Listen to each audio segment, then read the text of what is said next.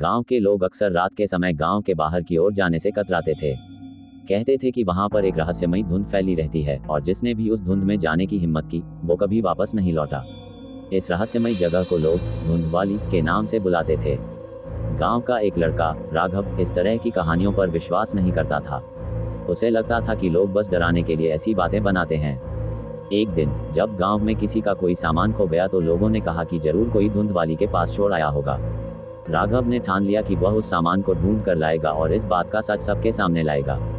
रात के वक्त जब चारों ओर सन्नाटा था, राघव अकेला ही गांव के बाहर उस धुंध वाले इलाके की ओर निकल पड़ा। जैसे जैसे वह आगे बढ़ता गया उसे महसूस हुआ कि वातावरण कुछ अजीब सा हो गया है। चारों ओर एक घनी धुंध छाने लगी। अचानक उसे महसूस हुआ कि वह अकेला नहीं है।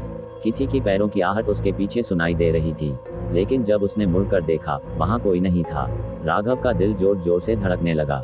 वह धीरे धीरे आगे बढ़ता गया और तभी उसे एक परछाई दिखी। वह एक स्त्री की आकृति थी जो सफेद साड़ी में लिपटी हुई थी। उसके बाल चेहरे के आगे लटक रहे थे और उसका चेहरा देखना मुश्किल था।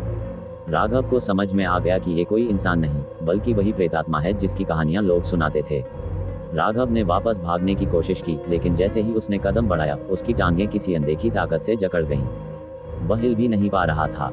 तभी उस स्त्री ने धीरे धीरे अपना चेहरा ऊपर उठाया। उसके लाल खून जैसी आंखें और खौफनाक चेहरा देखकर राघव की चीख निकल गई। उसने जोर से चिल्लाते हुए भगवान को याद किया और अपने होश को बैठा। सुबह गांव वालों ने उसे गांव के बाहर बेहोशी की हालत में पाया।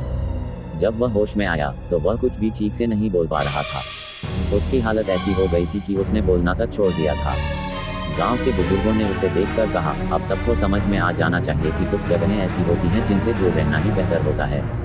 उसके बाद से गांव के किसी भी व्यक्ति ने कभी भी धुंधवाली की तरफ जाने की हिम्मत नहीं की।